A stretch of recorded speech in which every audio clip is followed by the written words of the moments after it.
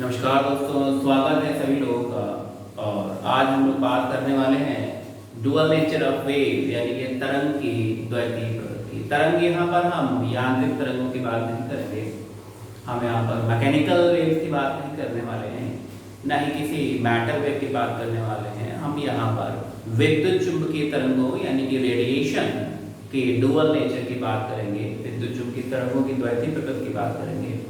द्वैतीय प्रकृति अर्थात तरंग कब पदार्थ की भांति व्यवहार करती है, कण की भांति व्यवहार करती है, और कब वह तरंग तो है ही, कब उन घटनाओं को हम किन घटनाओं में हम ये देखेंगे कि विकिरण को हम हाइगेंस तरंग का सिद्धांत यानी कि वेव फ्रंट के रूप में देख सकते हैं, और कब हम रेडिएशन यानी विकिरण को एक पार्टिकल के फ्लो के रूप में देख सकते हैं।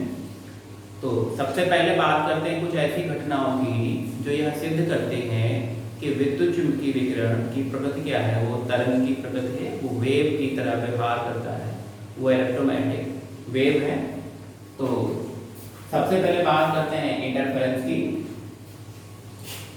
इंटरफेरेंस एक फेनोमेना है, आप सब लोग जानते ही होंगे। यहाँ पर इंटरफेरेंस यानी कि हिंदी में बात करें तो क्या कहते हैं, व्यतिकरण।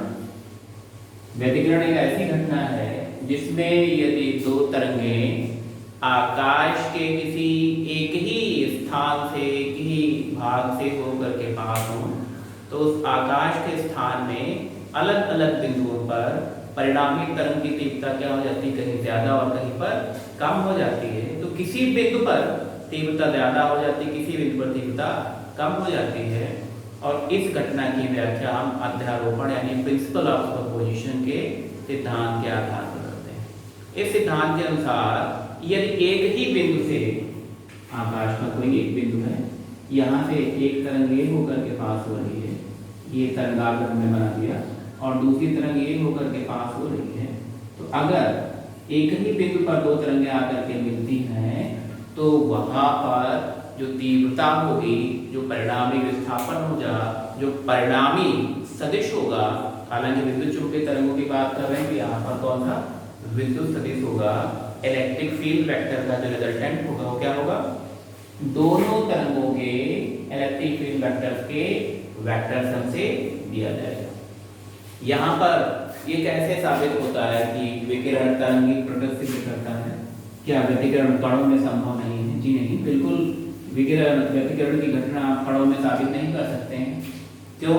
क्योंकि कण की प्रकृति क्या होती है, कण किसी स्थान पर स्थान को घेरता है, कण रखा हुआ है, इसी बिंदु से होकर के दूसरा कण नहीं जा सकता।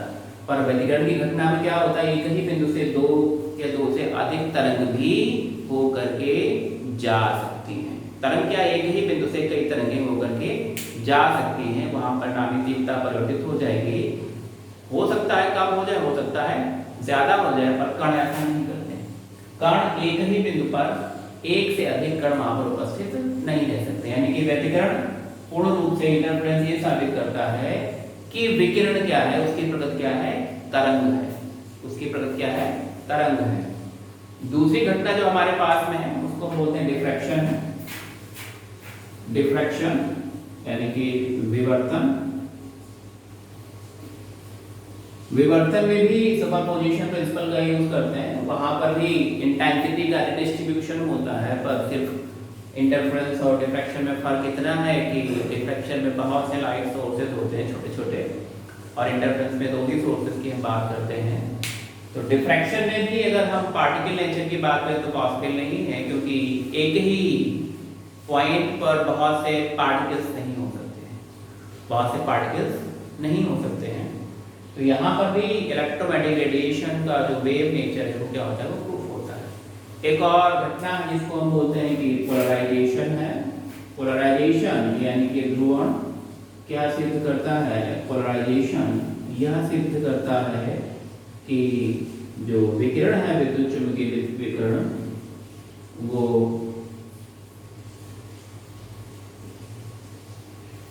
अनुप्रस्थ तरंगों के रूप में संचरित होता है। तो हमारे पास ये तीन घटनाएं हैं जो यह सिद्ध करती हैं कि विद्युत चुंबकीय विकिरण की प्रकृति क्या है, वो तरंग प्रकृति है, वो तरंग की भांति व्यवहार करता है। पर 19वीं शताब्दी में कुछ ऐसा हुआ जहाँ से यह सिद्ध हुआ कि नहीं, जो विद्युत चुम्बकीय विकिरण है वो कण की भांति भी व्यवहार करता है।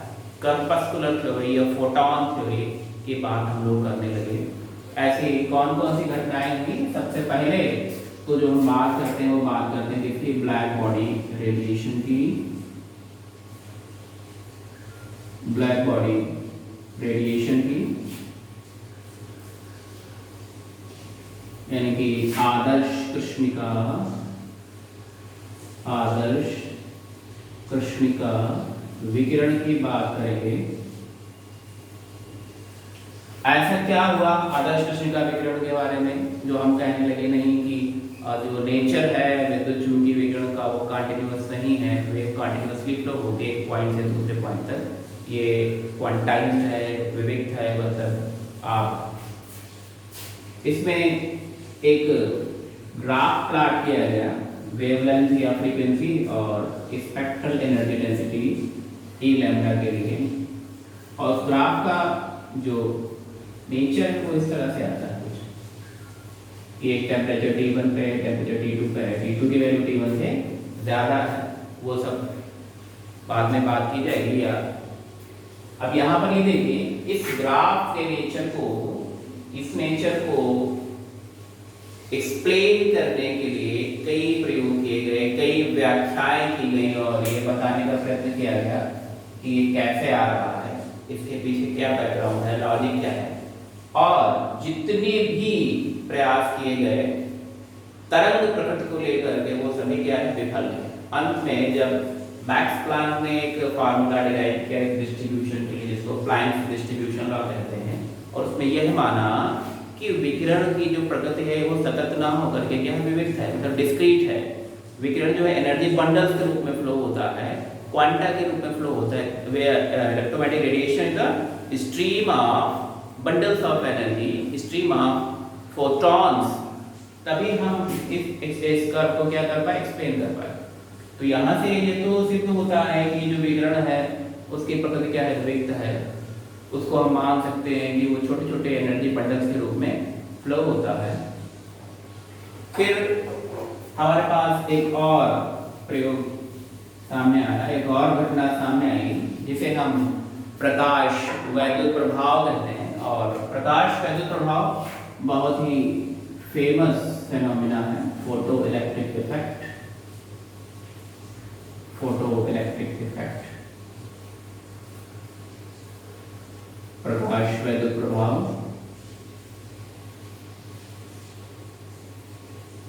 प्रकाश वैद्युत प्रभाव, प्रकाश वैद्युत प्रभाव में क्या होता है, एक मेटालिक सरफेस लेते हैं ऑफ लो वर्क फंक्शन, एक कम कार्यफलन का एक धात्विक पृष्ठ लिया और इस पर रेडिएशन को डाल दें, मतलब विकिरण इस पर आपतित हो रहा है। और यहाँ से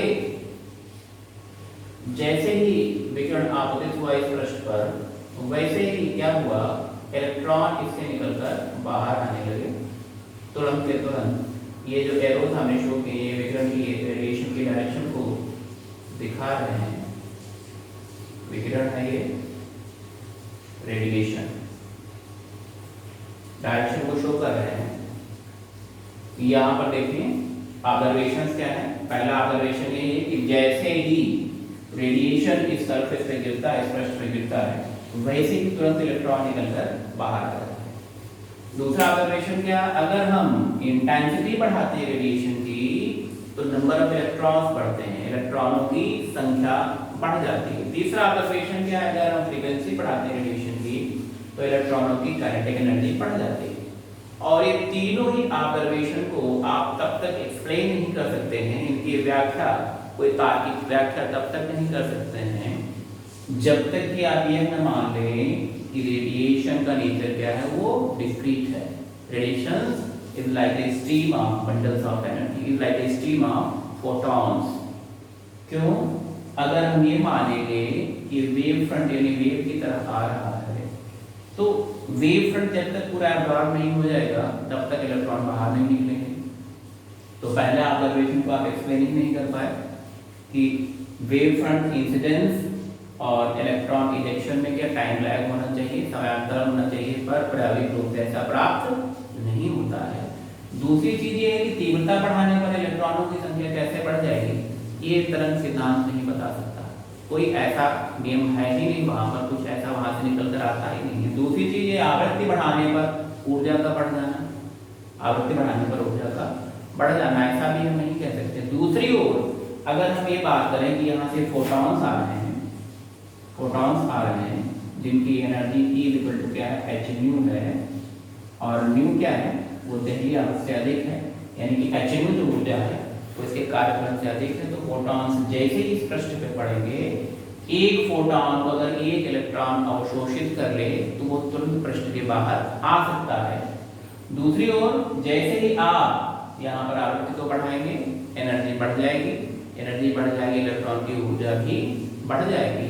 और अगर आप यहाँ पर इंटेंसिटी की बात करते हैं, तो अगर पार्टिकल नेचर की बात करें तो इंटेंसिटी क्या होती है, number of photons per unit time per unit area incident on the surface, यानी कि पृष्ठ के एकांक क्षेत्रफल पर एकांक समय में आपतित फोटॉनों की संख्या होगी। इस प्रकार यदि हम विकिरण की कणिका प्रकृति को लेते हैं, यानी कि रेडिएशन की अगर हम पार्टिकल नेचर को कंसीडर करते हैं, तभी हम फोटोरेडिक इफेक्ट को क्या कर पाएंगे, एक्सप्लेन कर पाएंगे। तीसरी घटना जो हमारे साथ में हुई, इसको बोलते हैं कॉम्पटन प्रभाव। दोस्तों एक बात जान लीजिए कि पदार्थ की जो मुख्य विशेषताएं हैं, पार्टिकल की जो मुख्य कैरेक्टरिस्टिक्स हैं, वो क्या है, वो स्थान घेरता है। और अगर दो पार्टिकल्स के बीच में कहीं इंटरेक्शन होता है, कोलिजन होता है, तो वहां पर कंजर्वेशन ऑफ मोमेंटम जरूर फॉलो करेगा। और कॉम्पटन इफेक्ट में कुछ ऐसा ही हुआ कि कॉम्पटन इफेक्ट में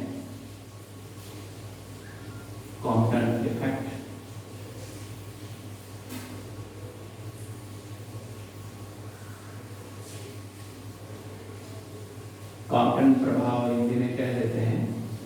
इसमें क्या हुआ, अगर हम मान लें कि कोई पदार्थ कण यानी कि इलेक्ट्रॉन ही मान लेते हैं, हालांकि कभी वो विराम में नहीं होता, इलेक्ट्रॉन विरामावस्था में है और एक फोटॉन आता है इस रेखा के अनुदिश, ऐसे आया और इससे इंटरेक्ट किया और किसी अलग दिशा में ऐसे विक्षेपित हो गया, और इलेक्ट्रॉन को भी ऐसे क्या किया, ऐसे रिकॉइल करके इसका मोमेंटम इधर की ओर हो गया और इसका मोमेंटम इधर की ओर हो गया।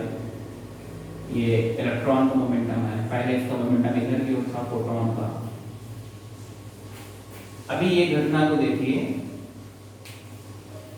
ये एक फोटॉन है, आकर के इलेक्ट्रॉन से मिलता है, खुद दूसरी दिशा में चला जाता है, इलेक्ट्रॉन को दूसरी दिशा में प्रक्षेपित कर देता है, और इस घटना में रेखीय संवेग क्या होता है, संरक्षित रहता है, लीनियर मोमेंटम कंजर्व रहता है।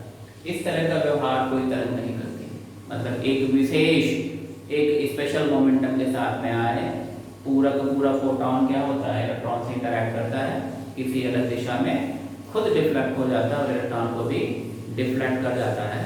तो इस तरह का बिहेवियर कोई पार्टिकल ही शो कर सकता है, किसी वेव के लिए पॉसिबल नहीं है। तो यहाँ पर हम लोगों ने क्या देखा कि हमारे पास जो ये तीन फिनोमेना हैं, कौन कौन से, इंटरफेरेंस, डिफ्रैक्शन और पोलराइजेशन, ये क्या बताते हैं कि radiation behave like a wave, they show wave nature of radiation, wave nature of radiation, wave nature of radiation. और दूसरी तरफ हमारे पास जो ये घटना है कि black body radiation, black body radiation, और दूसरी घटना ये जो photo electric effect, photo electric effect, और तीसरी जो हमारी घटना है कॉम्पटन इफेक्ट, कॉम्पटन इफेक्ट। ये तीनों इस बात को साबित करती है कि जो इलेक्ट्रोमैग्नेटिक रेडिएशन का नेचर है वो क्या है, पार्टिकल नेचर है, पार्टिकल नेचर है। जो रेडिएशन का नेचर वो क्या है, पार्टिकल यानी मैटर की तरह बिहेव करता है। मैटर की तरह बिहेव करता है। तो यहाँ पर अगर हम ये कहें कि radiation behave like a wave, तब भी सही है। अगर हम ये कहें कि radiation behave like a particle, तब भी सही है। कुछ विशेष स्थितियों में वो तरंग की तरह व्यवहार करता है, वेव की तरह व्यवहार करता है, और कुछ अन्य स्थितियों में वो कण की तरह भी व्यवहार करता है। तो यहाँ पर यह बिल्कुल निश्चित हो जाता है कि जो रेडिएशन है, विद्युत चुम्बकीय विकिरण है, electromagnetic radiation has dual nature. It behave like a wave as well as like a particle. वो कभी तरंग की तरह और कभी कण की तरह, दोनों की तरह व्यवहार करता है।